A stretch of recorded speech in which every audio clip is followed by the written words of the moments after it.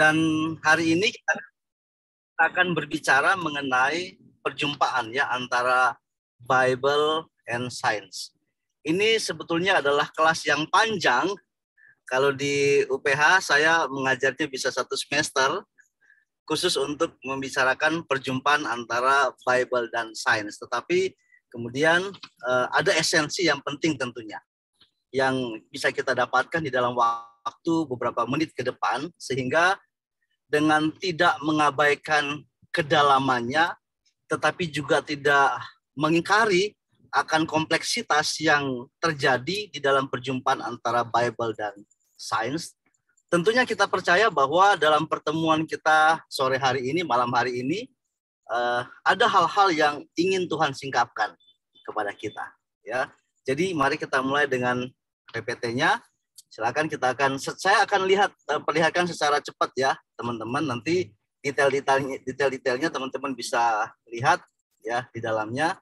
Terus kita akan melihat bagaimana sebetulnya kita bersikap ya sebagai orang percaya, kita melakukan pendekatan seperti apa di dalam perjumpaan kita di dalam Bible dan Science itu. Nah, ada bagian yang kemudian menarik bagi saya untuk dipikirkan, yaitu di dalam 2 Timotius pasal 2 ayat yang ke-7. Nah, ini saya harus meminta bantuan teman-teman di sana untuk salah satu bisa baca. Pak Kevin ya barangkali, tolong baca 2 Timotius pasal 2 ayat yang ke-7. Kita akan coba beranjak dari apa yang menjadi pesan khusus Paulus kepada Timotius. Di dalam konteks Paulus menyingkapkan kepada Timotius bahwa yang namanya pengajaran sesat, yang namanya dongeng-dongeng, tradisi turun-temurun, yang namanya filsafat manusia, yang namanya kearifan yang dimiliki oleh manusia, itu harus kita mengerti di dalam pengertian yang dalam. Kita tidak boleh kemudian asal sesuatu hal itu diikuti oleh banyak orang, diklaim oleh banyak orang, kemudian itu merupakan suatu kebenaran. Jadi kebenaran itu bukan seperti memilih ketua kelas, di mana yang paling banyak yang terpilih suaranya, ya dia itu yang kita pegang. Ya, tidak bisa seperti itu kebenaran. Kebenaran itu kita percaya bahwa walaupun sedikit orang yang mengklaim dia, yang memegang dia, yang namanya kebenaran itu pasti tidak butuh konfirmasi dari kita. Kebenaran adalah kebenaran, ansih pada dirinya, sekalipun tidak ada konfirmasi dari siapapun. Karena kebenaran mengkonfirmasi kita yang mendekati kebenaran itu. Kebenaranlah yang mengkonfirmasi kita, bukan kita yang mengkonfirmasi kebenaran. Monggo silakan Pak Kevin, 2 Timotius 2 ayat yang ke-7. Perhatikanlah apa yang kukatakan, Tuhan akan memberi kepadamu pengertian dalam segala sesuatu. Amin. Baik, terima kasih Pak Kevin. Paulus mengingatkan Timotius suatu kebenaran yang sifatnya bukan hanya sekedar normatif, tetapi inilah yang asali. Ya, kalau kebenaran normatif itu kan artinya kebenaran yang diketahui, yang dipahami semua orang. Misalnya matahari itu terbitnya dari timur, ya terbenamnya di barat. Itu kebenaran yang normatif. Tetapi yang sedang dibicarakan oleh Paulus ini adalah dia sedang berbicara tentang truth yang sejati. Kebenaran yang sejati itu bukan hanya sesuatu yang sifatnya normal, yang sifatnya alami, yang sifatnya terjadi begitu saja, tetapi kebenaran yang sejati itu hanya disingkapkan oleh dia yang punya kebenaran itu. Itu prinsip mendasarnya. Kemudian di dalam bagian ini kita menyadari bahwa faktanya ya ketika berbicara tentang pengertian ya akan kebenaran seperti yang disingkapkan oleh Paulus bahwa Tuhan yang akan menyingkapkannya, maka kita jadi tahu kenapa kita manusia itu punya kepekaan akan kebenaran yang sejati itu. Kenapa kita punya sense terhadap hal itu. Dan kita tahu bahwa dalam penciptaan ketika Tuhan menciptakan kita, Tuhan kan menciptakan kita di dalam peta dan teladannya. Sehingga hikmat ilahi, kebenaran yang adalah berasal dari sang benar itu, Allah itu sendiri, kemudian Allah perkenankan kita. Allah memberikan suatu privilege kepada kita untuk punya jejak-jejak kebenaran itu. Oleh karena itu Paulus berkata, kamu mintalah untuk Tuhan memberikan penyingkapan kepadanya. Dan kita lihat di sini bahwa ada rumusan yang unik yang dijelaskan oleh Alkitab, ya, bahwa Allah yang menciptakan segala sesuatu dalam keteraturan, sehingga apa yang disebut sebagai kebenaran itu bukanlah sesuatu yang sifatnya jadi-jadian, ya. Ketika Allah menciptakan segala sesuatu dan kita melihat, kita percaya itu sebagai suatu kebenaran, maka kebenaran yang kita percayai itu ada di dalam, kalau dalam bahasa teologi sistematik disebut dengan ordo. Ada aturan-aturannya, ada runtutannya, seperti itu, ya. Dan kita tahu bahwa setiap gejala peristiwa yang terjadi itu pasti ada konektivitas satu dengan yang lain. Ada interdependensi, dan pada akhirnya kita kemudian tahu bahwa segala sesuatu yang terjadi itu ya teosentris, bahwa Tuhan yang pegang kendali atas segala sesuatu.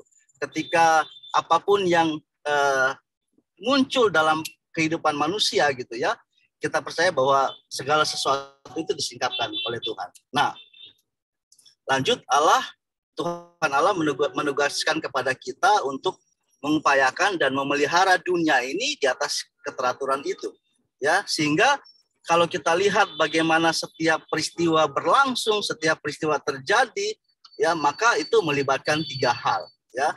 Melibatkan kita sebagai manusia, human being, melibatkan aktivitas kita sebagai manusia, dan tentu saja kita percaya bahwa yaitu atas izin Tuhan. Tuhan yang mengizinkan untuk itu terjadi.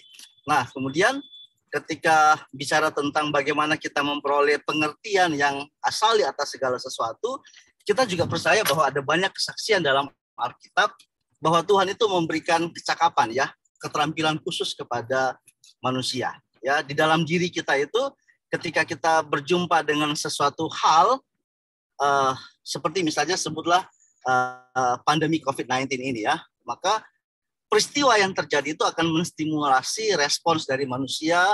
Manusia akan berusaha memberi kontribusi, ya, berkolaborasi, yang pada akhirnya ujung akhirnya kita dipercayakan Tuhan untuk menemukan konklusi penyelesaian atas masalah yang sedang terjadi. Nah, saya ingin memperlihatkan di sini teman-teman bahwa apa sebetulnya yang sedang terjadi ini di dalam konteks kita menemukan konektivitas antara Bible dan sains. Kita percaya teman-teman bahwa segala sesuatu itu kan berasal dari logos, ya. Tuhan yang mencipta, ya. Logos itu firman yang keluar dari Allah, dan melalui firman segala sesuatu itu jadi, ya, seperti yang disampaikan oleh Paulus. Tetapi kita juga memahami, menyadari bahwa dalam faktanya, dalam sejarahnya, bahwa kebenaran itu kemudian diselewengkan. Ya, Kejadian pasal 3 bicara tentang bagaimana kebenaran itu diselewengkan oleh, kalau bahasa Yunani disebutnya diabolos, setan, ya, dalam bahasa Latin disebut dengan diaboli. Dan kebenaran yang diselewengkan itu membuat manusia itu kemudian ingin menciptakan suatu pengertian, suatu kebenaran yang berlawanan dengan apa yang menjadi penyingkapan dari Allah. Sehingga tidak bisa kita pungkiri bahwa di dalam pemikiran kita harus menyadari bahwa betul bahwa Allah itu kemudian memberikan jejak-jejak pengertian kepada kita. Tetapi jejak-jejak pengertian itu harus juga kita waspadai, karena jejak pengertian, jejak kebenaran yang Allah berikan kepada kita ada di dalam natur kita sebagai orang berdosa, ya, yang disebut oleh sebagai korandeo. Kita adalah orang berdosa yang terus-menerus dibenarkan oleh Allah supaya kita bisa mengenal akan kebenaran Allah, ya. Ultimate truth itu. Nah, dan dalam hal ini kemudian Tuhan itu memberikan kepada kita suatu akal, logia, ya, dalam bahasa Latin disebut dengan logia. Jadi Tuhan terus-menerus beranugerah kepada manusia. Jadi memberikan akal kepada kita, sekalipun kita harus menyadari bahwa akal kita itu adalah anugerah Allah yang hadir di dalam keberdosaan kita. Natur kita sebagai manusia berdosa. Ya. Nah, itu frame-nya yang harus kita memahami. Jadi ketika kita berbicara tentang Alkitab dan sains, kita harus melihat dari perspektif itu. Kita sebagai pembacanya, pembaca kitab suci, kita sebagai scientific berada pada kondisi yang sama, di mana logia kita adalah logia yang tercemarkan oleh dosa. Nah, bagaimana kita melihat kehadiran dari hal tersebut dalam sejarah perjalanan dunia?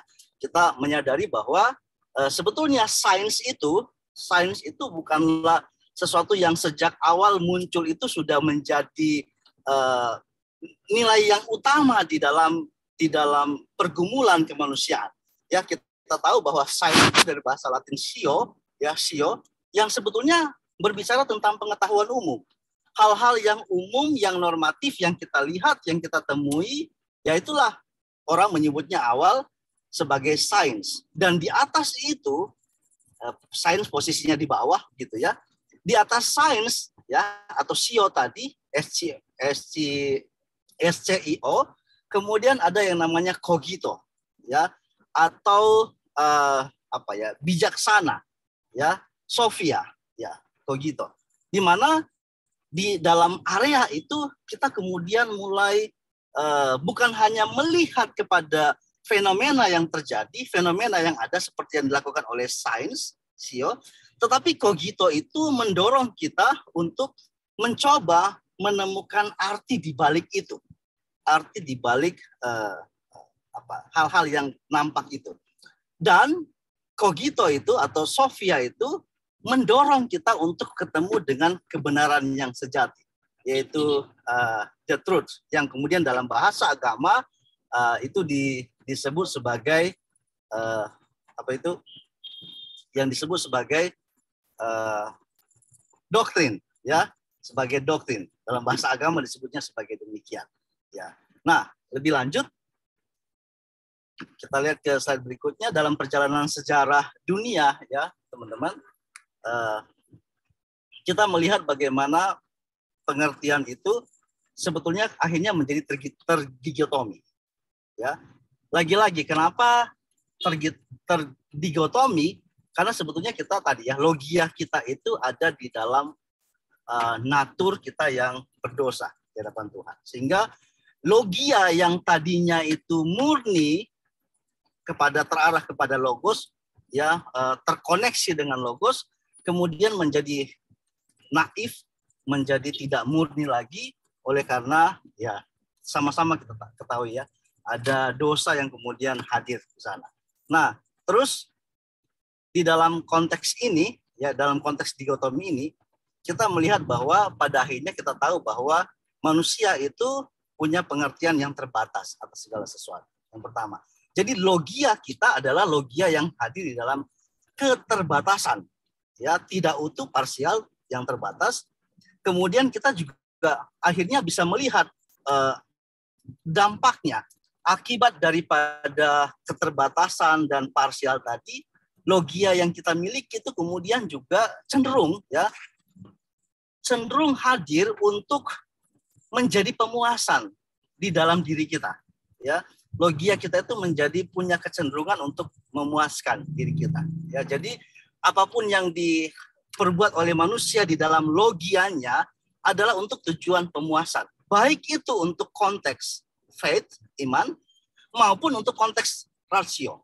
Ya, sehingga Nietzsche kemudian berkata di dalam keputusasaannya terhadap agama, Nietzsche kemudian berkata, ya seperti misalnya Hegel juga ya, para filsuf modern itu berkata bahwa agama itu adalah candu, ya, seperti Karl Marx berkata demikian, agama itu adalah candu, karena memang melihat bahwa di dalam natur logia yang berdosa itu, ya, kita jadi memuaskan diri kita sendiri, ya, ada kecenderungan seperti itu. Dan yang ketiga, manusia itu selalu berusaha sebetulnya melalui logia, ya, untuk mengisi ruang kosong di dalam dirinya. Ya, manusia berusaha untuk mengisi ruang kosong dalam dirinya. Nah, ini terjadi dalam sejarah yang panjang ya, teman-teman yang ada di sana, yang diberkati Tuhan, yang dikasihi Tuhan. Ini terjadi dalam sejarah yang panjang. Ya, saya misalnya ingin membatasi hanya mulai dari abad pertengahan. Bagaimana di masa abad pertengahan itu kemudian kekuasaan hegemoni dari gereja kemudian dipakai sebagai tanda petik ya alat iman untuk mengalahkan rasio. Karena sudah ada dikotomi antara iman dan rasio, maka yang terjadi adalah gereja memanfaatkan kekuasaannya untuk mengalahkan rasio. Ya, sehingga orang-orang seperti Kopernikus, orang seperti Galileo, kita kemudian tahu ya apa yang terjadi dengan mereka, bagaimana oleh hegemoni gereja, ya mereka kemudian harus menanggung hukuman oleh karena penemuan mereka ya tentang heliosentris itu yang berbeda dengan pandangan gereja pada masa itu bahwa dunia adalah pusat dari segala sesuatu. Nah, kita kemudian kenal ada istilah Latin yang terkenal ya tentang periode itu bahwa ex cathedra non fallibilis. Di luar gereja ya, di luar katedral ya, gereja tidak ada kebenaran. Kita tidak akan menemukan kebenaran apapun di luar gereja. Dalam pengertian ya tadi itu, ya mereka menggunakan kekuasaan iman untuk mengalahkan rasio. Nah, dari sana kemudian karena gereja menjadi semakin berpengaruh gitu ya, dan tidak harus ada responnya, maka kemudian muncul respon ya. Kita masuk pada abad Renaissance di sana, di mana orang-orang kemudian berupaya untuk meninggalkan tanda petik ya, meninggalkan digotomi ini antara iman ya, antara faith dan science yang telah menjadi dikotomi antara iman dan akal, kemudian coba ditinggalkan area itu dengan kemudian mengangkat apa yang namanya seni. Makanya kita tahu bahwa pada masa Renaissance itu seni begitu luar biasa ya, menjadi sedemikian luar biasa memuncak pada masa-masa itu. Nah, kemudian setelah itu kita tiba pada masa reformasi ya. Kita tahu dengan motonya ad fontes, bahwa kita diajak untuk kembali kepada primary sources gitu ya, dan lahirlah kemudian sola scriptura. Tetapi sebetulnya apa yang menjadi inti daripada masa reformasi ini? Intinya adalah kita kemudian coba menyadari bahwa iman dan rasio itu bukanlah dua hal yang berkontradiksi. Ya. Agama dan sains bukanlah sesuatu yang sifatnya kompetisi. Ya, bukan untuk berkompetisi. Ya, makanya kemudian muncul misalnya istilah fides quaeres intellectum. Ya, bagaimana iman itu juga menuntut suatu pertanggungjawaban. Ketika kita berkata percaya, maka percaya itu bukanlah sesuatu yang ada dalam ruang hampa dan kosong. Percaya itu adalah di dalam area kehidupan kita, di mana hidup ini sendiri menjadi pembuktian dari apa yang kita percayai. Ketika kita percaya bahwa di dalam Kristus misalnya ada keselamatan, maka kita juga percaya bahwa itu bukan hanya urusan langit, bukan hanya urusan sorga, bukan hanya urusan masa yang akan datang. Kita percaya bahwa di dalam karya Kristus yang menyelamatkan kita hidup di dalam keselamatan itu. Di dalam pengertian kita menjalani kehidupan kita dalam kesetiaan, ketaatan sebagai wujud orang yang sudah mengalami keselamatan. Bukan berarti karena keselamatan itu adalah urusan nanti, hidup yang kekal, jadi hidup yang sekarang ya sudah, abaikan saja. Nggak usah hidup benar dan lain sebagainya, karena keselamatan itu urusan sorga. Nah, tidak demikian, kita melihatnya tidak demikian. Nah, baru kemudian setelah itu muncullah yang disebut dengan masa-masa atau periode enlightenment ya, pencerahan. Di sana kita melihat bagaimana kemudian sains itu atau ilmu pengetahuan itu menjadi semakin memuncak, dan agama kemudian akhirnya pada beberapa bagian tertentu menjadi ditinggalkan. Ya, agama menjadi semakin ditinggalkan. Ya, kita misalnya melihat perkembangan dari kalau teman-teman sekarang tentunya sudah berada di area post-truth ya, kita sudah mengenal apa itu post-truth, di mana ya tadi lagi-lagi permasalahan di awal, kebenaran itu dilihat dari berapa banyak yang megang. Jadi isu itulah yang kemudian menjadi perhatian pada abad itu. Dan itu yang menjadi kegelisahan kita. Ya, jadi teman-teman sampai di sini kita melihat bahwa sebetulnya ada permasalahan yang mendasar. Ya, ada permasalahan mendasar yang kita coba lihat tadi, bahwa di dalam sejarah yang panjang itu ternyata faith and ratio itu telah mengalami berbagai posisi, kadang di atas, kadang di bawah, bersih tegang. Ya, jadi seperti apa kita sebagai pemuda-pemudi Kristen yang kemudian Tuhan menganugerahkan kepada kita nalar, Tuhan menganugerahkan kepada kita akal, bagaimana kita kemudian untuk menempatkan diri, bagaimana kita mengintegrasikan antara pengertian keilmuan yang Tuhan berikan kepada kita dengan berlandaskan kepada kitab suci. Nah, dalam Roma pasal 8 ayat 19 sampai 23, di sana sebetulnya kita melihat bahwa Paulus menjelaskan bahwa di dalam kitab suci sebagai dasar segala sesuatu, di sanalah kita menemukan, ya, kitab suci lah yang menjelaskan kepada kita bahwa di atas segala sesuatu ada supremasi Kristus. Di atas history, di atas sains, di atas culture, law, dan segala sesuatu, Kristus menjadi yang empunya, yang punya supremasi atas segala sesuatu. Kenapa? Karena Kristus telah menebus segala sesuatu. Jadi penebusan Kristus atas manusia itu bukan hanya menebus manusia dari dosa, dari lubang kubur, dari maut, dari kematian kekal. Tetapi penebusan Kristus atas manusia itu menyeluruh. Kristus tidak hanya menyelamatkan jiwa kita, our soul begitu, tetapi Kristus juga menebus akal kita, menebus emosi kita, menebus segala sesuatu yang ada dalam diri kita, termasuk pekerjaan kita, studi kita, keluarga kita, rumah tangga kita, bagaimana pandangan kita terhadap generasi selanjutnya di bawah kita, mengajar anak cucu dan lain sebagainya, kita memilih profesi kita harus menyadari bahwa itu semua juga telah ditebus oleh Kristus. Jadi teman-teman, di dalam kesempatan yang berbahagia ini, saya mencoba seperti yang disampaikan oleh kawan saya Pak Dedi untuk bertahan pada 20 menit. Semoga 20 menit ini saya kalaupun lewat sedikit gitu ya teman-teman. Jadi pada intinya dalam hal ini kita mau melihat bahwa itu yang menjadi penekanan utama. Nah, sebagai aplikasi lah, sebutlah begitu ya, atau kesimpulan teman-teman, ada 4 prinsip dasar yang penting untuk kita pahami. Ya, ada 4 prinsip dasar. Ini bukan hanya soal prinsip teologi, tetapi prinsip dasar ini yang sebetulnya membuat kita menyadari bagaimana di dalam logia kita yang berdosa, ya, Allah kemudian beranugerah bagi kita. Di dalam logia kita yang berdosa, Allah beranugerah kepada kita. Puji Tuhan, saya sudah sampai rumah, jadi saya sambil jalan ke atas ya, teman-teman. Sorry, sini masih hujan. Itu ada 4 poin yang saya ingin sharekan kepada kita semua teman-teman sebagai semacam landasan yang sederhana, pijakan yang sederhana. Yang pertama yang disebut dengan principium essentium, yaitu Tuhan itu adalah bukan hanya yang menciptakan, tetapi Dia adalah yang menyingkapkan segala sesuatu.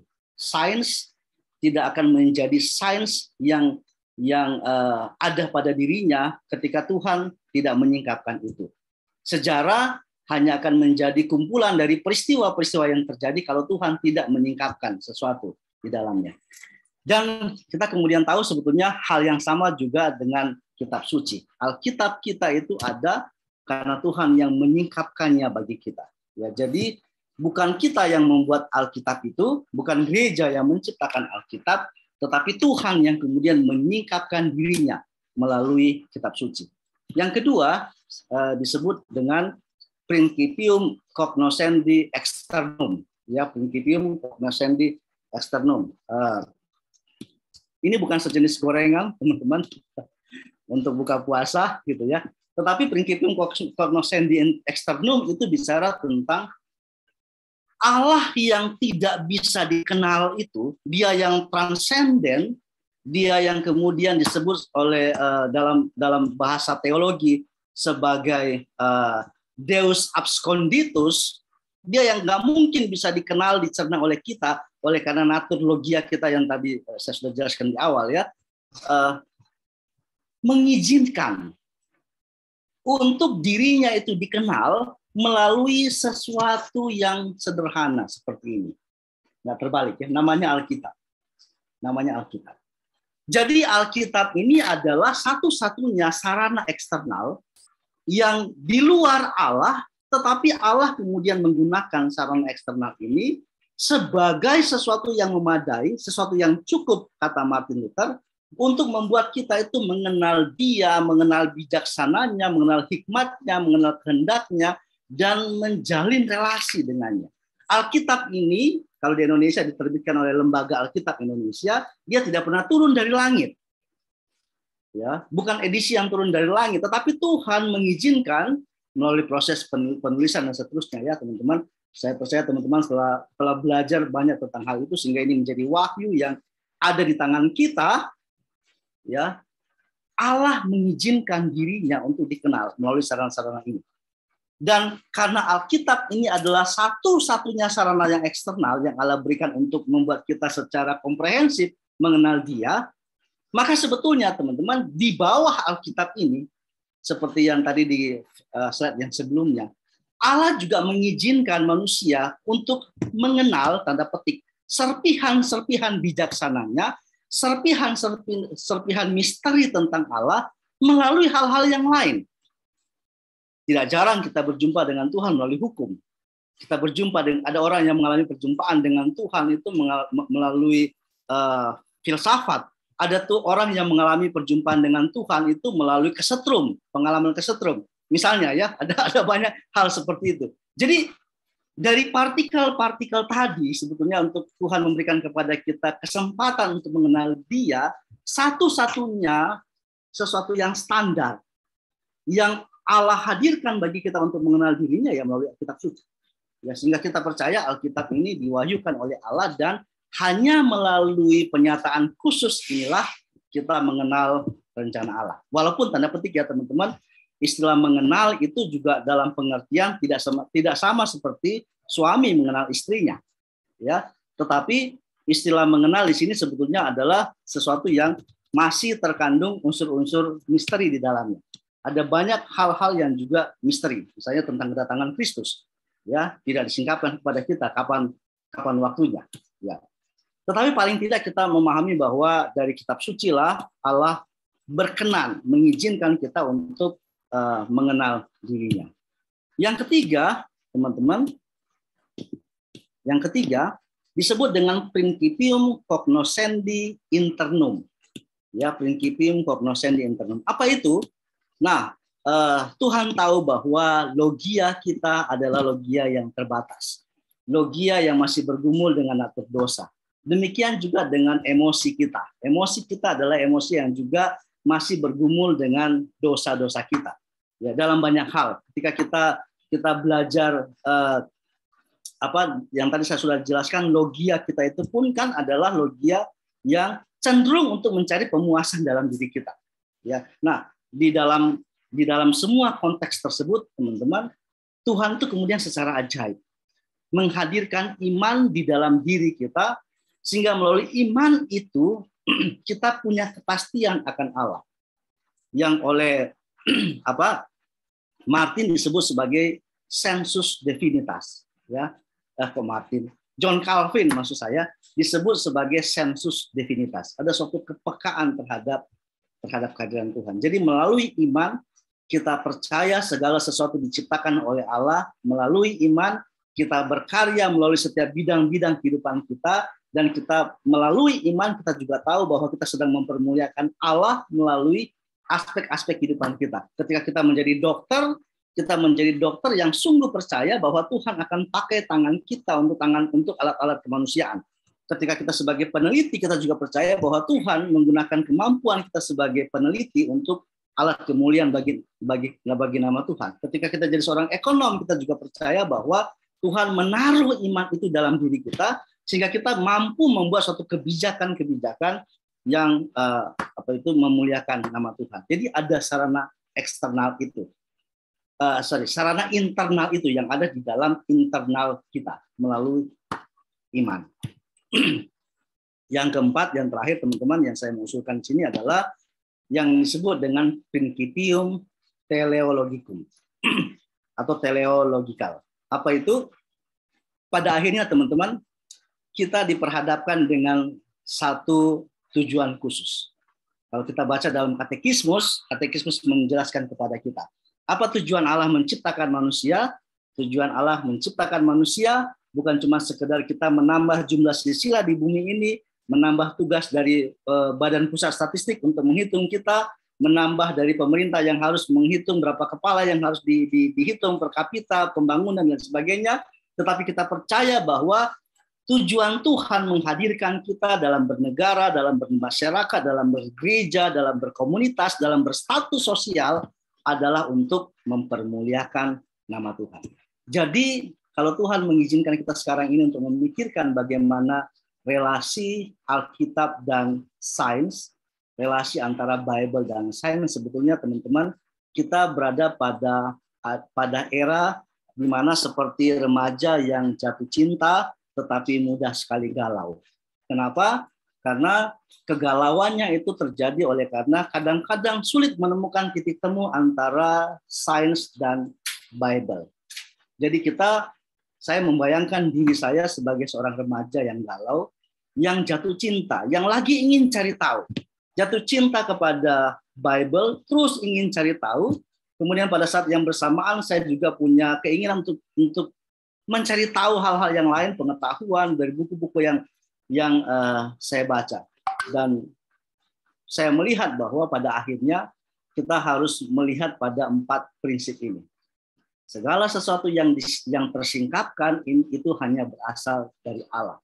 Dan ketika Allah menyingkapkan dirinya, Allah sudah memberikan kepada kita kitab suci sebagai satu-satunya sarana penyingkapan. Dan Allah kemudian bekerja. Melalui kitab suci kita diperkenalkan dengan iman. Sehingga kita juga percaya bahwa di dalam iman itu Allah memanggil kita sebagai seorang saintifik, bukan dengan mengandalkan logia kita, tetapi dengan menaruh percaya bahwa Tuhan pada akhirnya menghendaki supaya apapun yang kita kerjakan mempermuliakan nama Tuhan. Saya kira sejauh ini dulu pandangan saya, teman-teman. Kurang dan lebihnya, terima kasih sudah mendengarkan saya mulai dari jalanan yang macet sampai sudah ada di rumah. Puji Tuhan tiba dengan selamat. Ya. Saya baru kali ini mikir, kemudian fokusnya pada 2 hal yang berbeda.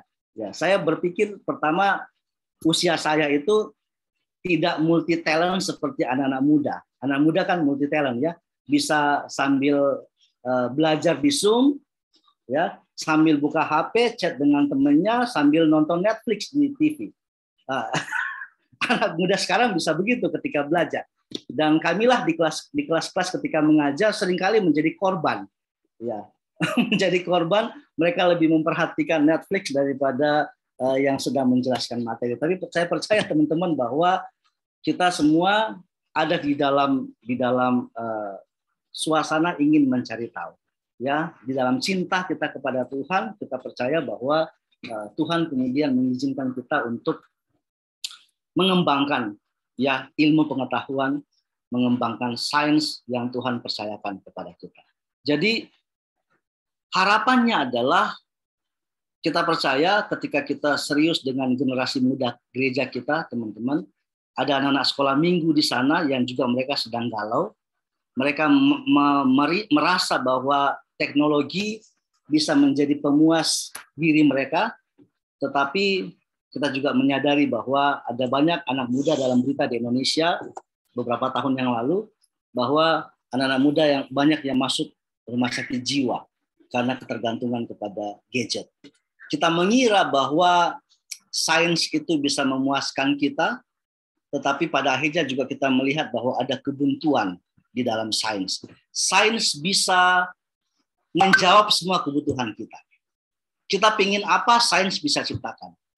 Kita ingin mengembangkan ide kita, sains bisa menolong kita. Bahkan sains bisa membawa kita kepada galaksi yang lain, yang jauh di luar sana, yang dulu tidak bisa tidak bisa ditembusi oleh kemampuan manusia. Tetapi pertanyaan mendasar kepada sains adalah, kalau ditanyakan apa tujuan hidupmu, maka tidak bisa tidak. Ketika sains tidak bisa menemukan tujuan yang hakiki dari manusia, yaitu untuk mempermuliakan Tuhan, maka dia akan terus-menerus berada pada suatu gelombang naik dan turun, pencarian yang tidak ada berakhirnya, dan tidak akan menjadi pemuas di dalam jiwa manusia yang kosong.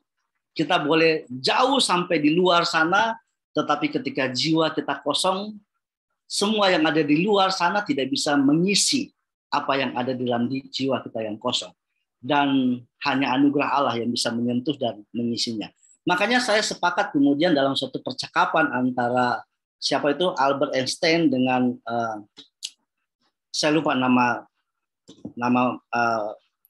orang yang bercakap dengan dia, kemudian ditanyakan kepada Albert Einstein, kalau menurut pendapat Bapak bagaimana relasi antara agama dan sains, ya. Albert Einstein kemudian dalam, saya nggak tahu ya apa kita kait itu kerendahan hatinya. Nanti kalau saya bilang kerendahan hati, saya jadi terlalu beriman. Kalau saya bilang itu adalah kecerdasannya dia, jadi saya jadi terlalu pro kepada kepintarannya dia. Tapi Albert Einstein kemudian berkata bahwa sains tanpa religiositas, maksudnya itu lumpuh, ya, tidak bisa menyentuh hal yang terdalam bagi manusia. Tetapi pada saat yang bersamaan, ya, religiositas tanpa sains juga buta. Kenapa? Karena melalui sains sebetulnya kita bisa melihat betapa dahsyatnya Allah yang menyingkapkan segala sesuatu. Amin. Segala kemuliaan bagi Tuhan. Terima kasih Pak Pedwin. Luar biasa pemaparannya. Oke, kita masuk sesi tanya jawab, boleh ya? Kita mulai. Silakan saudara yang mau bertanya langsung saja kepada hambanya. Silakan. Ya, Kevin ya. Pertanyaannya jangan susah-susah. Otak saya macet. Ya, nggak apa-apa. Ya, jadi terima kasih Pak buat malam hari ini. Jadi sebenarnya mungkin yang paling bersemangat sama topik ini sebenarnya saya yang mengajukan ke Ko Dedi gitu. Ini mengenai sains dan agama gitu. Karena saya juga cukup tertarik akan hal ini gitu. Jadi kan salah satu yang men-trigger kan dari, betul tadi Bapak bilang, banyak literatur apa sains kan semuanya kalau dibaca secara naif itu kan berbeda gitu kan, nggak ketemu gitu. Tentang, ya, paling gampangnya yang paling jelas ya dari penciptaan dengan evolusi dan Big Bang. Terus udah gitu tentang apakah banjir di kitab Nabi Nuh, di Kejadian itu benar-benar menyelubungi seluruh bumi atau hanya lokal gitu kan. Terus udah gitu akhir-akhir ini mulai muncul banyak teori tentang dinosaurus dan usia bumi, lapisan-lapisan bumi itu udah berapa tahun umurnya gitu. Udah gitu yang paling terakhir aku penasaran itu kayak misalnya minyak bumi itu kan sesuatu yang terbentuk, orang bilang jutaan tahun lamanya terkompres dan akhirnya dari fosil-fosil itu terbentuk minyak bumi gitu kan, jadi minyak gitu. Nah, kalau dibandingkan dengan penciptaan yang umurnya baru beberapa ribu tahun gitu kan, usia bumi yang diciptakan ini kan hanya baru beberapa ribu tahun, tapi bagaimana bisa di bumi itu ada minyak atau materi-materi lain yang katanya umurnya jutaan miliaran tahun gitu, terbentuk dengan proses yang sangat lama dan lain sebagainya. Jadi sains tuh semakin cari ke arah kiri, sedangkan agama punya kebenaran yang kokoh di kanan gitu. Nah, kita posisinya gimana gitu? Apakah kita harus tetap memandang itu sebagai sesuatu yang terpisah? Ya udah percaya kitab ya percaya kitab aja, sains mah ya udah sains gitu. Atau ada sesuatu titik temunya gitu. Ya, begitu pertanyaannya, Pak. Oke, terima kasih Ko Calvin. Ini pertanyaan 1, tapi jawabnya 4 semester ini ya. Baik, saya mau memulai dengan suatu premis yang dinyatakan oleh Alkitab kepada kita. Suatu argumentasi yang berasal dari Alkitab, ya, yang kita percaya sebagai apa yang Tuhan singkapkan kepada kita. Di dalam kitab Kejadian pasal 1 ayat 31, saya bacakan buat kita. Maka Allah melihat segala yang dijadikannya itu sungguh amat baik. Ya, kalau dalam bahasa anak gaul sekarang TOP BGT, ya, top banget. Tapi memang apa yang disebut dalam bahasa sekarang itu TOP BGT itu memang adalah ya sesuai dengan bahasa aslinya, bahasa Ibrani tov. Tov itu ya baik. Tapi sebetulnya teman-teman, kata tov itu bukan hanya berarti baik. Kata tov bukan hanya berarti baik. Kata tov itu sebetulnya lebih tepat diartikan sebagai berguna. Oleh karena itu kemudian untuk menjembatani antara pasal 1 dan pasal 2 kitab Kejadian, hadirlah si tov ini. Secara general, ketika kita diajak untuk melihat semua yang Tuhan sudah ciptakan, dia berkata itu tov. TOPBGT, sungguh amat baik. Tetapi kata tov ini kemudian juga menjembatani suatu narasi yang dimunculkan di dalam Kejadian pasal 2, yang mana Kejadian pasal 2 itu ingin menjelaskan dengan lebih detail secara khusus kepada manusia yang diciptakan oleh Allah. Ya, dan yang menarik adalah di dalam ketika apa itu menciptakan manusia, ya, di pasal 2 kitab Kejadian itu justru yang Allah telah menciptakan manusia sebagai top banget itu dihadirkan top banget itu di dalam diri manusia untuk suatu tugas, untuk mengusahakan apa yang telah Allah ciptakan. Jadi sederhananya Tuhan telah menciptakan segala sesuatu di dalam kebergunaan, dalam keberfaedahan yang mulia, yang prima, yang ultimate itu.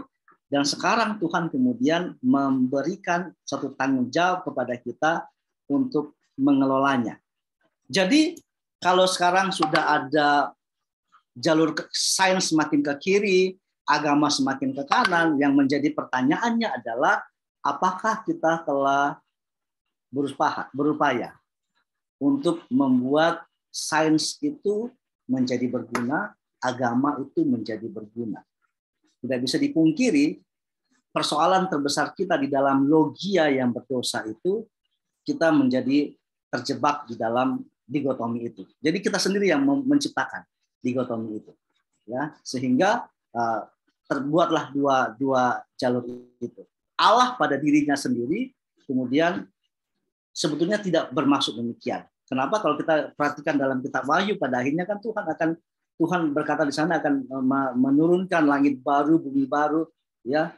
Sebetulnya dia ingin menciptakan tanda petik ya, menciptakan kembali semuanya itu karena manusia telah gagal di dalam tugasnya untuk TOPBGT itu.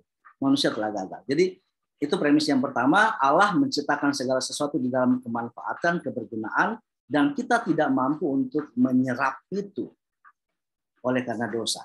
Tetapi juga akhirnya dampaknya ya, muncul beragam teori ya.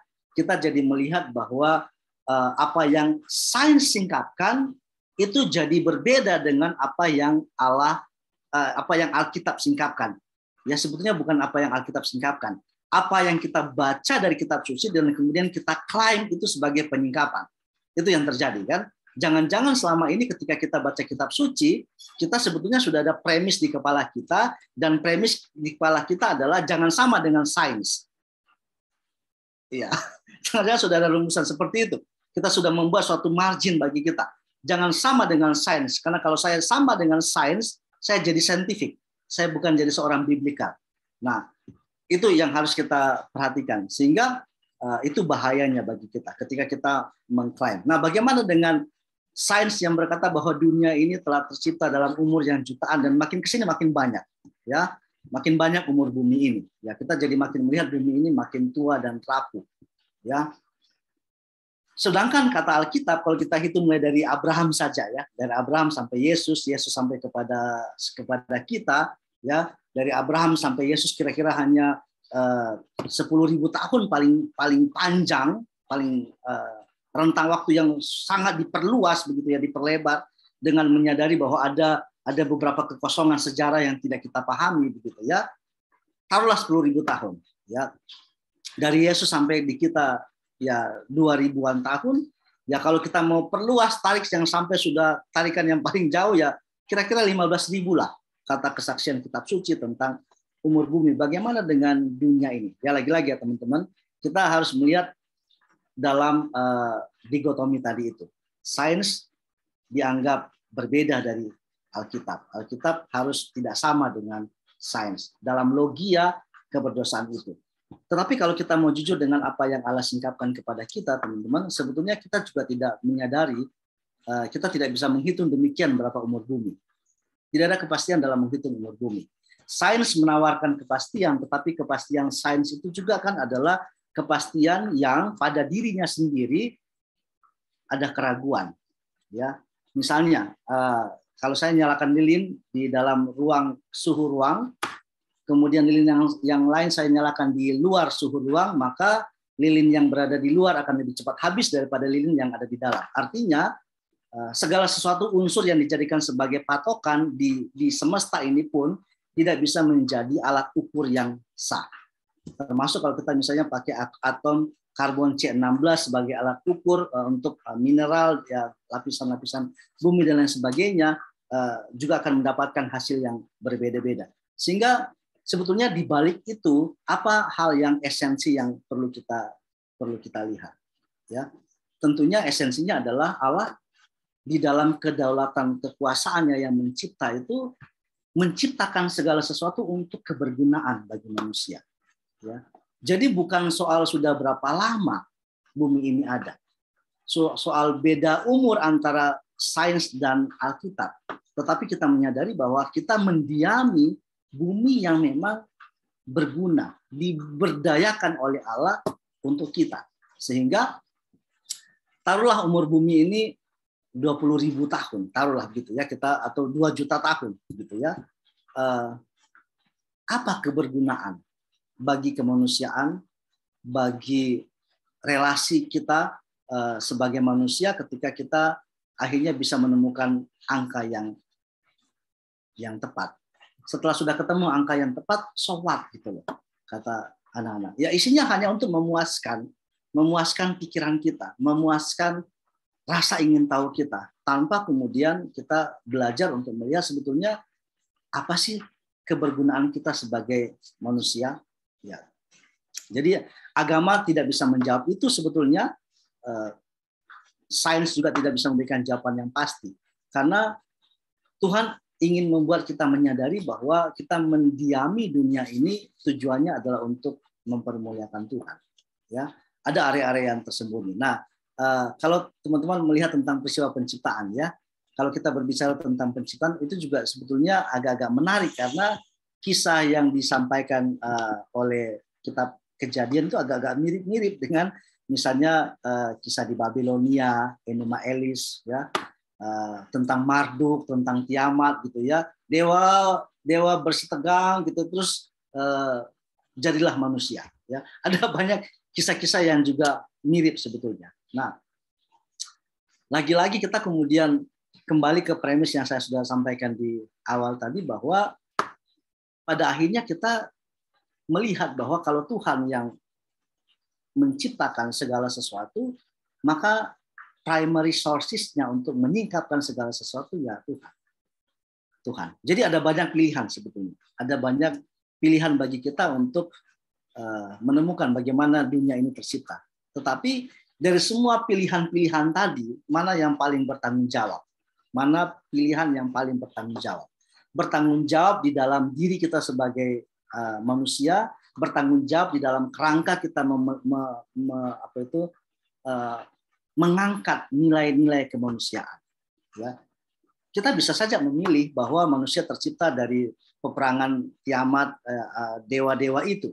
Bisa saja pilihan itu. Tapi pertanyaannya lagi-lagi adalah apakah dengan itu kemudian kita mempermuliakan Sang Pencipta?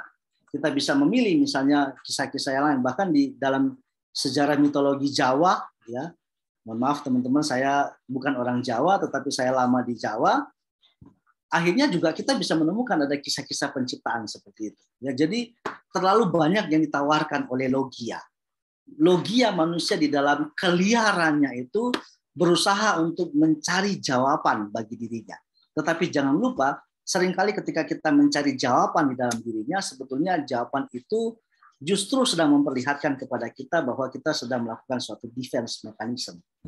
Ada kekosongan dalam diri kita yang tidak bisa kita isi, dan kita mencoba alih-alih berjumpa dengan kebenaran yang sejati, kita malah menggunakan apa yang kita pikir sebagai kebenaran untuk menjadi pemuas sementara dalam kehidupan kita.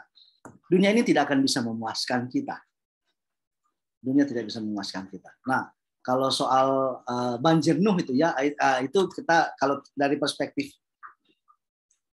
Alkitab ya teman-teman, perspektif teologis ya, itu sudah terjadi banyak pendapat di sana ya. Beberapa kaum yang menyebut dirinya sebagai sistematik teolog gitu ya, teolog sistematik gitu ya, melihat bahwa banjir besar itu terjadi secara menyeluruh ya. Bahkan itu juga didukung oleh beberapa arkeologi ya. Dan teman-teman kalau misalnya melihat kearifan lokal ya di beberapa negara, ada juga kisah-kisah tentang banjir besar seperti itu. Ada cerita-cerita rakyat seperti itu ya. Di dalam penelitian tekstual sebetulnya hanya menjelaskan tentang banjir besar ya, di mana Allah hanya menyelamatkan satu keluarga Nuh ya. Jadi lagi-lagi kita jujur kemudian untuk melihat bahwa itu misteri ya. Persoalannya bukan, kalau saya melihat persoalannya bukan pada itu terjadi secara menyeluruh atau parsial. Kalau misalnya parsial juga kan esensinya adalah untuk menghukum manusia. Menyeluruh esensinya adalah untuk menghukum manusia. Jadi sebetulnya saya percaya bahwa itu menyeluruh. Ya, saya menentukan posisi dulu. Saya percaya itu menyeluruh. Tetapi lagi-lagi pada akhirnya ketika melihat tentang dampaknya adalah untuk menghukum dosa manusia, dan dosa manusia itu telah memberi pengaruh secara luas kepada segala sesuatu, bahkan kepada semesta ini. Tanah menjadi berdosa, kata Kejadian pasal 3, sehingga tentu saja tidak bisa dipungkiri bahwa logika yang lebih mudah untuk diterima adalah ketika itu terjadi secara menyeluruh ya. Walaupun sebetulnya tidak ada terang benderang di dalam Alkitab ya, dalam pengertian dia tulis secara literal, bumi mengalami banjir secara menyeluruh, Arab kebanjiran, Amerika kebanjiran, Inggris kebanjiran, Ukraina kebanjiran, tidak ada detail yang seperti itu. Tetapi kita percaya bahwa dalam logika ketika Tuhan menghukum, maka hukuman itu adalah hukuman yang menyeluruh. Karena efek dosa telah terjadi menyeluruh. Karena jika tidak demikian teman-teman, maka kematian Kristus di salib itu yang nggak akan sampai kepada mereka yang menyeluruh itu. Mungkin hanya parsial-parsial gitu ya. Tapi itu posisi berteologi saya. Walaupun saya percaya bahwa posisi berteologi saya ini juga harus berhadapan dengan pandangan-pandangan teolog yang lain yang juga punya pemikiran yang berbeda-beda. Kata Pancasila Bhinneka Tunggal Ika, berbeda-beda tetapi kita satu gitu. Nah, beberapa pertanyaan yang lain ya tentang misalnya tadi ya dinosaurus. Ini menarik, dinosaurus ya.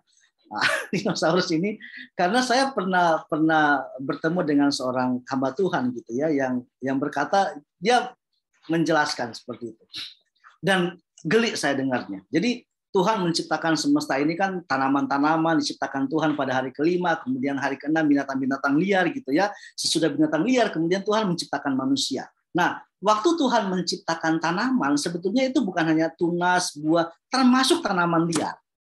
Ini kata teman saya ya, teman saya itu. Saya nggak usah sebutin namanya karena cukup populer beliau di Indonesia. Tuhan menciptakan tanaman liar begitu, kemudian nah si dinosaurus yang liar ini makan makanan liar ya, yang kemudian diterjemahkan oleh dia sebagai ganja gitu ya. Terus matilah dinosaurus ini. Jadi dinosaurus mati oleh karena dia makan makanan yang sebetulnya tidak patut bagi dia. Saya tidak tahu gimana cara membaca kitab Kejadian pasal 1 sampai kemudian muncul ide seperti itu. Tetapi saya percaya bahwa segala sesuatu yang Tuhan ciptakan itu ada untuk kebergunaan bagi manusia, termasuk dinosaurus. Tuhan menciptakan hal-hal semacam itu. Karena kalau kita baca di Wahyu, kita akan menemukan Tuhan bertanya kepada Ayub, di manakah engkau ketika aku menciptakan Leviathan? Leviathan itu maksudnya barang sesuatu yang besar sekali, yang maha dahsyat, gitu ya, hewan yang maha dahsyat. Ketika dia melibaskan ekornya, tumbanglah pohon-pohon kelapa dan Alkitab nggak sebut pohon kelapa sih teman-teman, tapi saya membayangkan demikian, gitu ya. Dan di mana engkau, kata Tuhan. Ya, jadi Ayub saja yang sudah lebih tua dari Abraham, gitu ya, dan Tuhan tanya kamu di mana, maka sudah pasti bahwa Tuhan menciptakan itu. Tetapi kenapa kemudian sekarang nggak ada? Ya, saya kira dinosaurus itu kebergunaan bagi kita adalah kematiannya. Kebergunaan dinosaurus bagi kita adalah kepunahannya.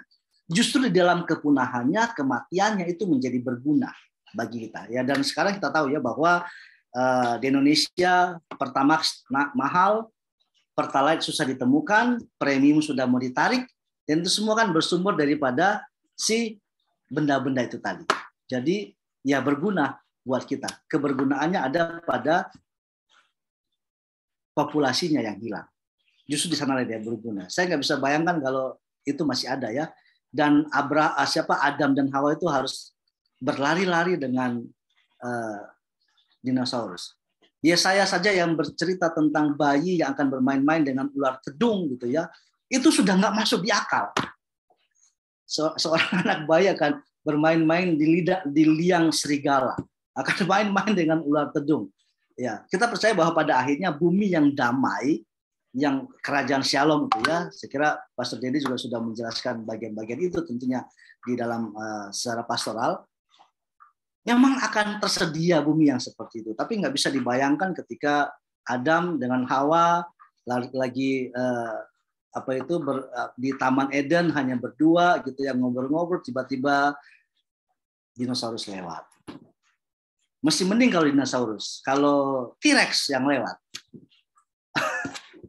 Jadi saya berada pada posisi Tuhan juga menciptakan mereka.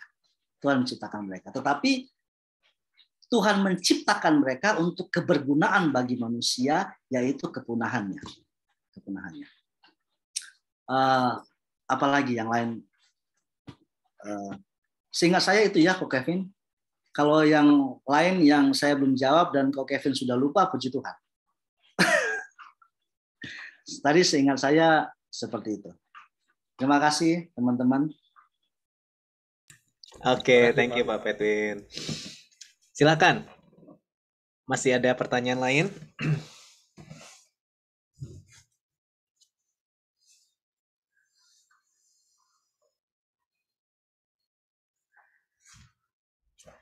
Cukup? Kevin masih ada tuh kayaknya. Oke. Ayo Raquel, silakan. Enggak, kemarin sempat ngobrol sama Ko Kevin sama Thalia bertiga doang. Terus kayak kita Ko Kevin nyeletuk kayak kira-kira kalau seandainya kan Alkitab itu dikasih ke manusia ya, ke kita gitu. Kira-kira kalau seandainya gitu ada populasi lain di planet jauh dari kita misalnya, apa mereka punya Alkitabnya sendiri? Apa mikirin kayak gitu karena gimana? Karena apa ya? Kan Tuhannya sama gitu, yang menciptakan semesta ini kan Tuhan Allah kita gitu. Terus kita mikir apa Alkitabnya ada lagi gitu. Tapi ini lucu-lucuan aja sih, Pak. Thank you, Cirekwel ya. Itu juga pertanyaan yang sebetulnya muncul dalam saya kalau nggak salah ingat ya kelas-kelas kami dengan Ko Dedi dulu ya, ada juga pertanyaan-pertanyaan seperti itu, ketika muncul hal-hal semacam itu. Dan menarik memang karena rasa ingin tahu kita ya, curiosity kita itu anugerah dari Tuhan. Ya, kita harus menerjemahkan demikian. Rasa ingin tahu dalam diri kita itu adalah suatu anugerah dari Tuhan. Dan nah pertanyaannya adalah yang menariknya, pernyataannya yang menariknya adalah Tuhan tidak kasih batasan terhadap rasa ingin tahu. Kalau rasa ingin tahu itu sudah sampai pada batasnya, dia sudah kehilangan fungsi. Dia sudah bukan rasa ingin tahu. Sudah jadi rasa yang lain.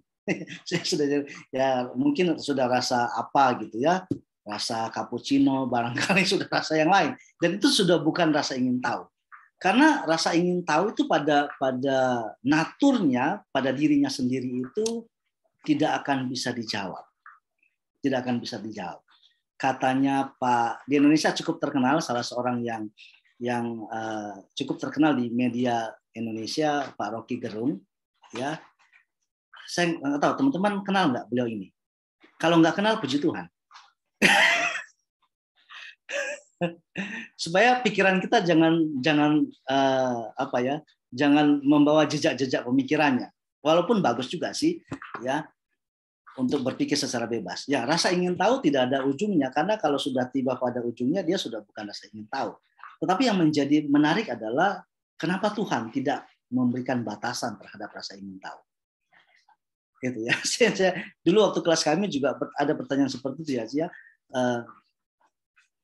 Semesta yang lain. Jangan-jangan di sana juga ada kehidupan yang lain. Jangan-jangan di sana kemudian juga ada sejarah yang lain. Sejarah perjumpaan antara Allah dengan umat Allah. Kalau di sini ada Allah yang berelasi dengan Abraham, Ishak, dan Yakub, jangan-jangan di dunia semesta yang lain ada Allah, entah siapa namanya, sebutlah itu sebagai Dia yang Maha Tinggi, yang berelasi dengan umatnya, ya kalau di sini namanya Abraham, di sana apalah gitu ya. Dan seterusnya. Itu tidak bisa dibatasi karena memang Tuhan tidak memberikan batasan terhadap pemikiran kita. Dan itu adalah anugerah. Ya. Tuhan sengaja tidak membatasi itu, karena itu kemudian menjadi anugerah bagi kita. Justru anugerah terbesar bagi kita adalah ketika Tuhan tidak segera memberikan jawaban terhadap apa yang ingin kita ketahui. Bahkan ketika Tuhan menjadikan kitab suci ini sebagai satu-satunya sarana penyingkapan Tuhan kepada kita untuk mengenal Dia, kedahsyatannya, keajaibannya, dan segala sesuatu yang tersembunyi di dalam diri Allah, kita juga tahu pada akhirnya bahwa tidak segala sesuatu disingkapkan oleh kitab suci. Kenapa? Saya percaya teman-teman bahwa Tuhan ingin menunjukkan kepada kita 3 hal. Yang pertama, kita itu adalah ciptaan, sehingga kita tidak bisa menyelami seluruh karya, pikiran, hikmat dari Sang Pencipta. Tetapi juga Tuhan ingin menyadarkan kita bahwa kita itu adalah makhluk yang telah terkontaminasi dengan dosa. Dan dosa itulah yang menyebabkan kemudian seringkali pikiran-pikiran kita yang liar itu mencari jawabannya sendiri. Dan jawaban sendiri itu seringkali adalah jawaban yang melawan, bertentangan dengan kitab suci. Yang ketiga, Tuhan menciptakan kita sebagai makhluk yang terbatas. Jadi, saya tidak mau berandai-andai apakah mungkin ada kehidupan yang lain di luar sana. Yang jelas kita percaya bahwa Allah hanya memberikan kepada kita satu-satunya sarana untuk mengenal Dia, yaitu kitab suci. Dan di dalam kitab suci inilah Allah mengungkapkan seluruh rahasianya. Dan di dalam seluruh rahasianya, hal yang paling utama dari semua rahasia itu adalah Allah mengasihi kita, Allah mencari kita, menyelamatkan kita, dan menyediakan kepada kita kehidupan yang kekal. Jadi mungkinkah ada kehidupan di luar sana? Sayang sekali Alkitab tidak berbicara tentang hal itu. Teman-teman, mungkin ini jawaban diplomatis ya. Ya, karena biasanya kalau sudah lama di kelas kan kita sudah dianggap pokoknya ada aja cara ngelesnya ya. Entah ini teman-teman melihat sebagai cara ngeles gitu ya. Kadang-kadang kan seperti misalnya ada mahasiswa yang bertanya ya, kemudian dosen ngomong, itu pertanyaan yang bagus sekali. Sebetulnya dia lagi mikir jawabannya apa ya. Dan supaya spontan, nggak kelihatan lagi mandek begitu ya, jawab aja, ngomong aja, pertanyaan itu bagus sekali. Ya, saya bukan lagi dalam konteks ngeles, walaupun bisa saja dinilai demikian teman-teman, tetapi saya juga dulu mengira demikian. ya di dalam rasa ingin tahu saya yang tidak terbatas itu, saya memikirkan gimana kalau sebetulnya di sana juga ada makhluk, ada manusia.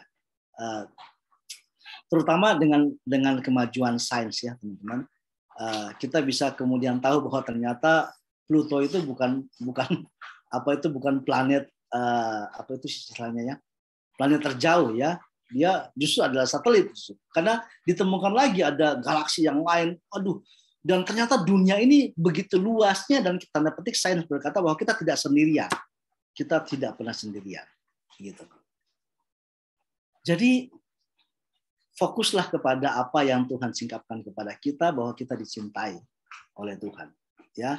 Dan di dalam cintanya itu Tuhan menghendaki supaya kita belajar, meningkatkan, mempermuliakan, ya, memberdaya gunakan, ya, setiap potensi yang kita miliki. Jadi sains kalau ingin cari terus keluar sana, ya silakan, ya, pingin terus melihat kemungkinan di luar sana, ya silakan. Tetapi saya percaya kepada Alkitab yang tidak menyatakan itu. Bumi ini, secara sederhana kalau kita lihat apa yang Tuhan singkapkan kepada Musa, ya. Nah, di Kejadian pasal 1 itu kan menarik, Musa ngomong begini, pada mulanya Allah menciptakan langit dan bumi. Nah, di dalam terjemahan Indonesia dan saya kira juga terjemahan yang lain gitu ya, yang kurang dari terjemahan kita adalah kata itu. Jadi Musa ketika menuliskan bagian ini, Bereshit bara Elohim fa'et hasamayim fa'ehat aeres, ketika pada mulanya Allah menciptakan langit itu dan bumi itu secara objek terbatas.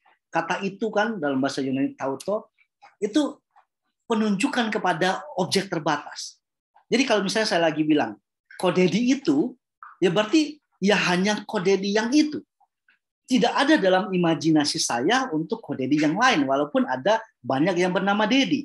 Ada Dedi Miswar, ada Dedi Dores, Dedi Dukun, ada macam-macam Dedi. Ya, bahkan ada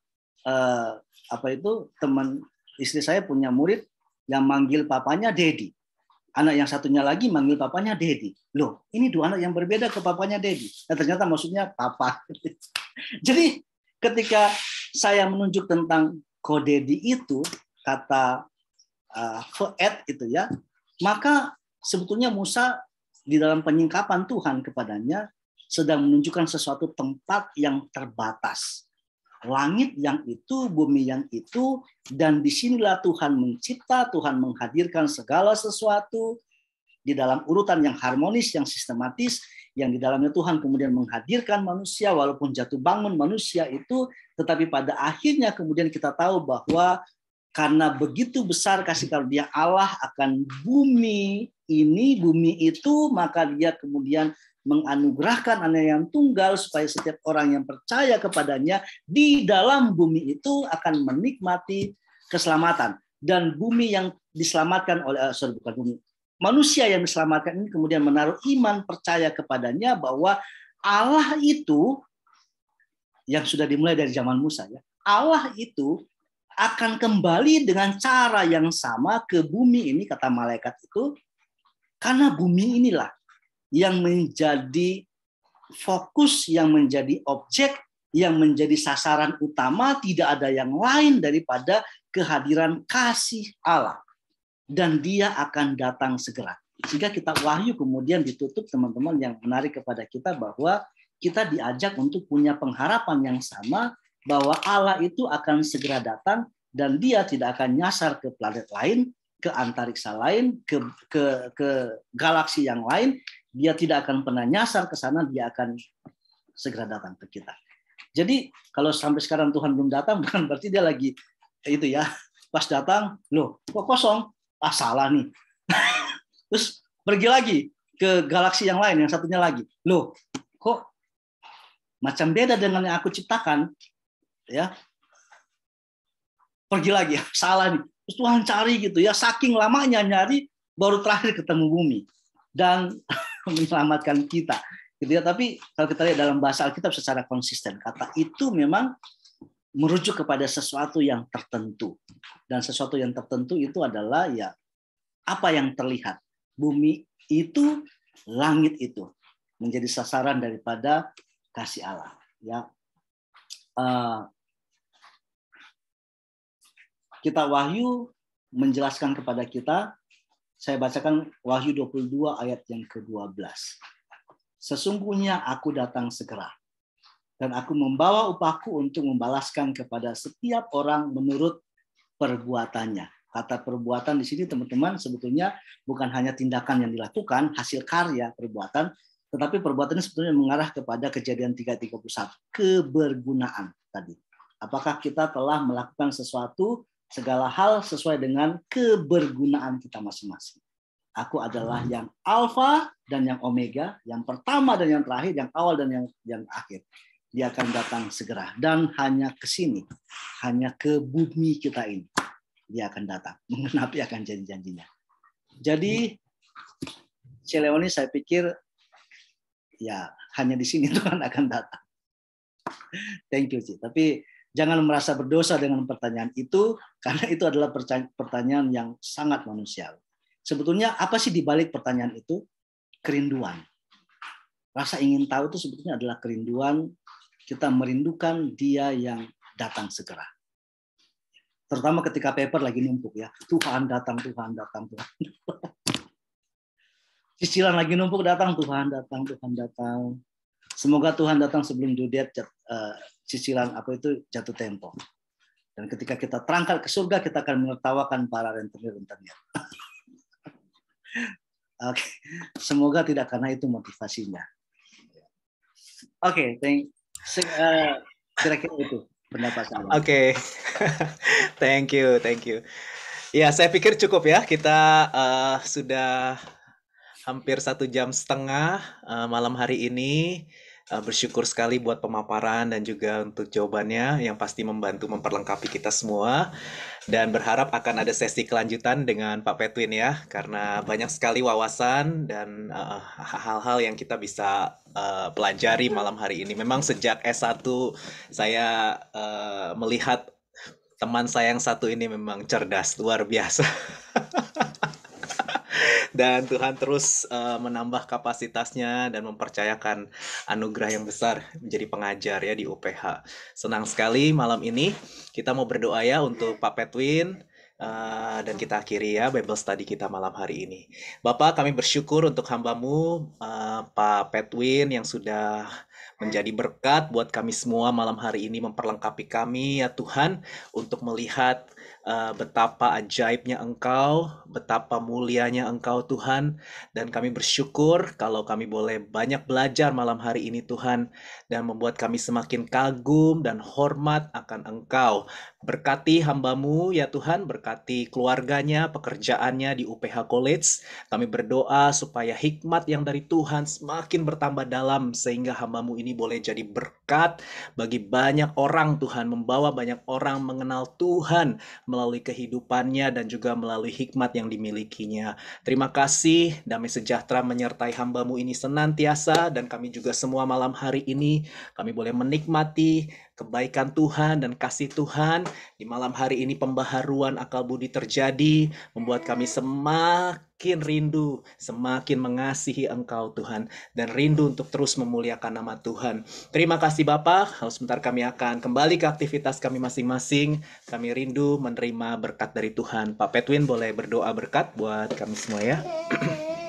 Teman-teman, mari kita kembali ke dalam aktivitas kita dengan keyakinan penuh bahwa Dia Allah yang mengasihi kita di dalam kasih-Nya yang sempurna, yang telah kita nikmati di dalam persekutuan di dalam Tuhan kita Yesus Kristus, Sang Juru Selamat, yang termaterai dalam diri kita melalui kehadiran Roh-Nya yang kudus, yang memateraikan kita, yang menebus kita, yang mengangkat kita sebagai anak, adalah pribadi yang sama juga yang memberikan kepada kita hikmat, pengertian, bijaksana surgawi, untuk kita hidup mempermuliakan Tuhan dan juga menolong sesama kita. Kiranya kasih karunia dari Tuhan menyertai kita sampai selama-lamanya. Amin. Amin, amin. Oke, sekali lagi thank you so much. Thank you Pak Petwin. Terima kasih teman-teman. Terima kasih Pak Petwin. Iya, Pak Petwin, God bless. Thank Tuhan you. memberkati.